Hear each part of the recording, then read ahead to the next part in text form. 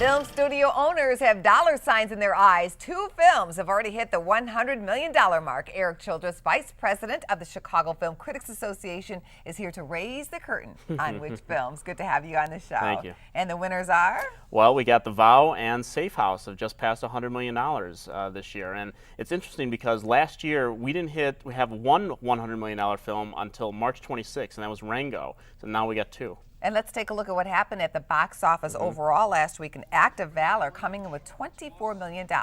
It uses actual Navy SEALs. Yes, it does. Heavily marketed. They even Yes. had a plug in the Super Bowl. Yeah, big recruiting tool for the Navy SEAL program. And this is actually the 11th film this year, wide release, that has made over $20 million.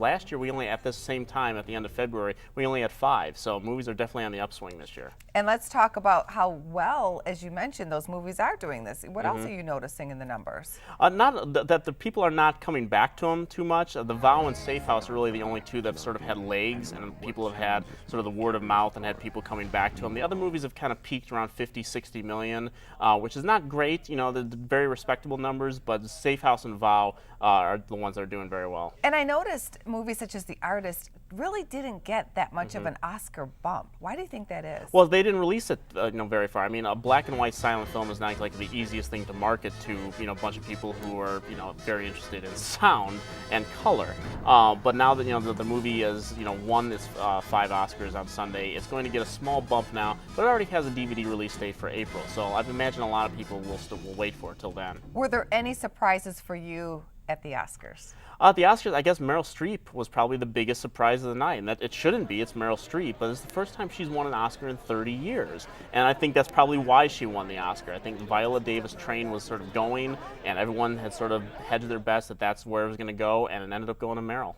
Octavia, though, she did win for the She Help, did win for for The that Help, supporting yes. actress, so that was terrific to see her, and a great speech, just Yes, really very moving. terrific. Let's take a look at the box office for this weekend. Dr. Seuss has a new film. The Lorax is coming out from Universal, and Project X from Warner Brothers. Who wins there? It's going to be the Lorax, the Dr. Seuss movie. The Horton Hears a Who back in 2008 opened to $45 million, did over $160 million at the box office. So expect the Lorax to be a big winner this weekend. And what about Act of Valor? Will that still hang in there? I think it's going to drop quite considerably. You'll probably see it in sort of the low, $10, $11 million maybe. I don't know if word of mouth is going to be that great on it. So expect the Lorax to have a big victory this weekend. Terrific having you on. That's Erik Childress, Vice President of the Chicago Film Critics Association. Thank you.